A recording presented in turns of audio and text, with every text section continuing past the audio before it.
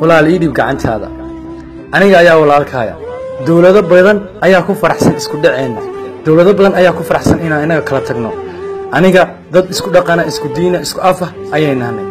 aniga ayaa walaalkaaya anigaana dad ku xiga gacantaada ii dhib si aynu nabad iyo barwaaqo u gaarno calankan aan kor ugu taagno walaal ii dhib gacantaada